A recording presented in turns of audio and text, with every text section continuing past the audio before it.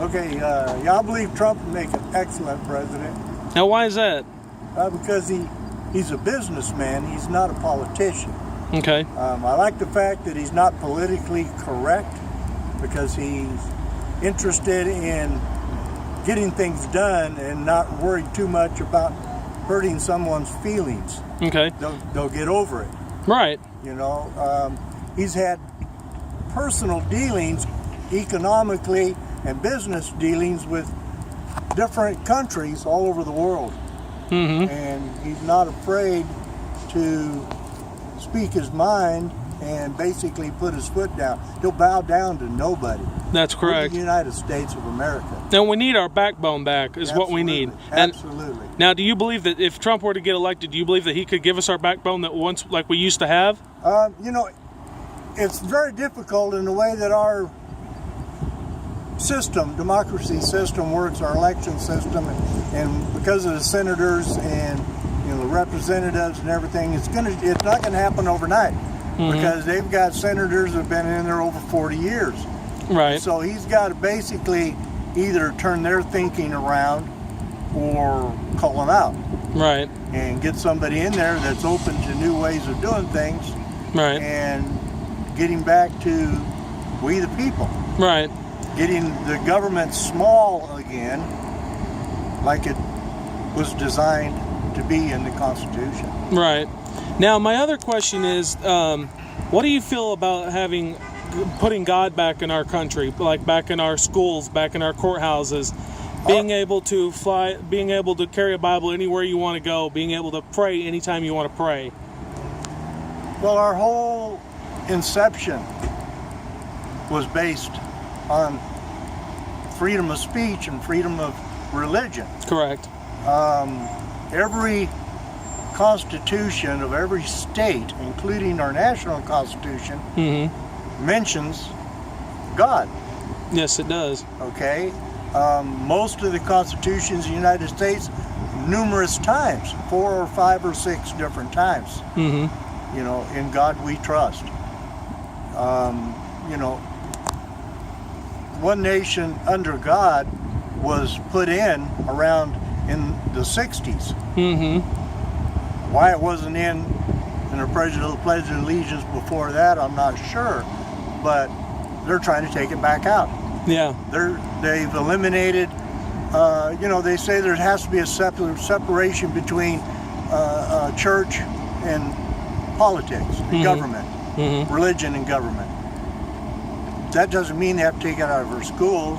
When I was younger, we said Pledge of Allegiance every day.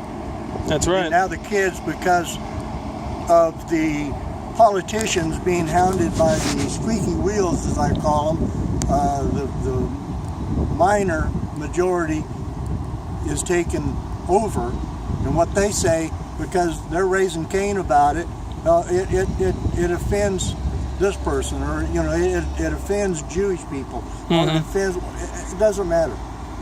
Yeah, they're worried about offending the blacks. They're worried about offending Muslims. Whatever. Yeah, in which I'm not a racist by far, and even though I was born in Georgia, we're a Confederate state, but it doesn't matter to me. And that's another thing too. What are your outspects of the Confederate flag, by the way? Okay, I'm kind of. I guess I would be more considered a constitutionalist, okay? Because I don't think. Well, let me put it this way: only in America could you raise war against a country, mm-hmm. lose, and still be able to fly that flag. Right. No other country in the world would allow that to happen. Right. But because we have freedom of speech. Mm-hmm. We have allowed, let's say the North has allowed the South to continually display their flag. Right. It has absolutely nothing to do with, black and white as they're trying to make it. Mm-hmm. There were blacks that fought on both sides. Yes, there was. North and South. Yeah, well, sure was. Okay. Slavery has been around thousands of years. Mm-hmm. 10 times worse than what our ancestors treated the blacks. Yeah. Okay, here. They had it far better than our ancestors did in Europe. Mm-hmm. Okay, they were just called, it was in servitude. That's right. Indenturement. It was just called something different. It was the exact same thing. Yeah. Now, another thing too that I've learned, that the Confederate flag never once actually flew over a slave ship. Believe it or not, it was actually the U.S. flag that flew over the slave ships. And that's another thing too that I can't stand, because everybody says, the Confederate flag condones slavery. No, it does not.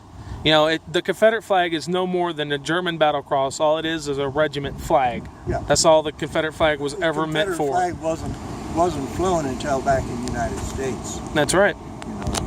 And it was, I don't. They want to do away with Mount Rushmore. They want to do away with. Let's say the American Indian. How do they feel about? I saw an American Indian had a T-shirt on the other day, and I kept looking at it, and on the front it said American Indian by birth. On the back it says U.S. citizen by force. Exactly. Which is the truth. But does anybody say anything about that? No, they won't. No, but I think we've become too complacent. We have. In our thinking. I've told many of my friends that unfortunately, for the mentality of the people in the United States, it's going to take another event like 9/11 to wake people up and for them to finally stand up as a unit and do something. Exactly. Now, here's another thing, too. I've got a few more questions I'd like to ask you, if you don't mind. What are your thoughts on 9/11? Do you believe that was an actual act of terrorism, or do you believe that was an inside job? I've looked a lot at the conspiracy theories on the internet and everything, and I do not. Let me address that this way. I do not believe in our day and age now something like that could be covered up. Okay, because of the technology, we have cell phones, the different things. Just word of mouth with personnel. It's getting harder and harder and harder for the U.S. government to operate their black ops, as they call them, their wet jobs, because everything gets leaked. Everything gets leaked. Yeah, like Eric Snowden there. Everything, the Wikipedia thing, everything going on, all this, with everything going on. I don't see how it could be covered up. I'm kind of iffy on the Pentagon part of it,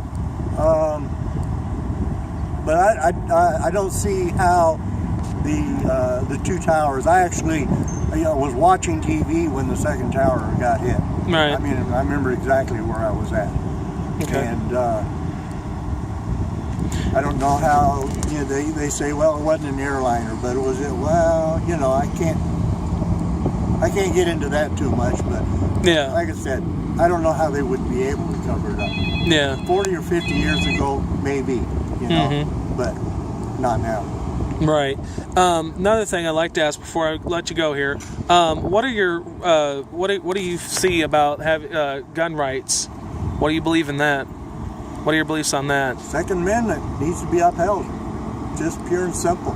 Do you think we should? Do you think we should be able to open carry anywhere in any state? Or I've got 4 kids, and 3 of them right now have concealed carry all the time.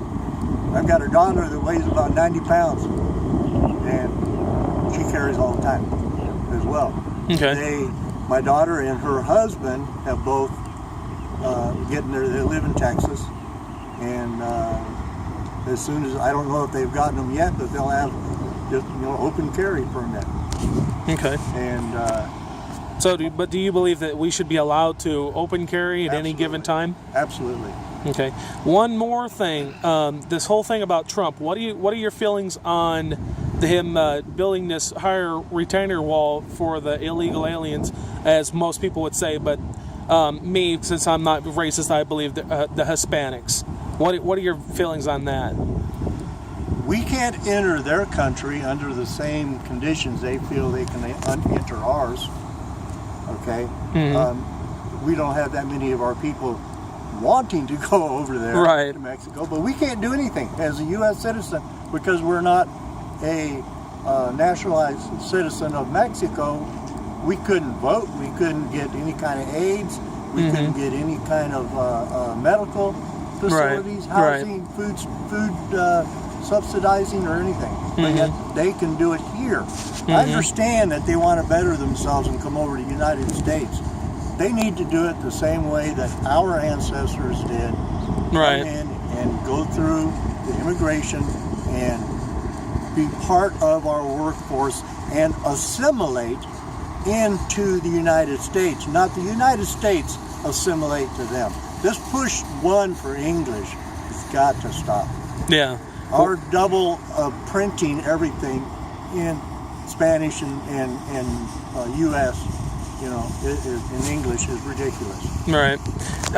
One more thing. I just happen to remember this. What are your beliefs on Trump wanting to bring our companies back from all these other countries? Do you think that's a good thing? That's really funny because about a month and a half ago, I was talking to my wife and I told her, I said, you know what we need to do? I think it was, Nabisco sent the Oreo factory over to Mexico and fired all the people. And I said, if I had control of that, I would take and put a tariff on all their products coming back in to the United States, like the Ford truck being built in Mexico. Put a $5,000 tariff added to whatever cost they want to put on it for that truck. People will stop buying it. They'll have to bring it back to the United States. And that's his thinking as well. Right. To these companies that go over for cheap labor, tax them coming back into the United States with that product. Okay. It'll bring them back. It'll bring the product, the factories back to the U.S. If they want tax incentives or, reduced taxes or whatever, companies all over the United States do that. Cities do it for special companies to get them, bring them in, especially big factories to get so their people can have jobs. Okay. That's fine. All right. Well, like I said, I'm going to go ahead and sign off with that. And I'd like to say thank you very much. You bet. And God bless you, man. You too. God bless you.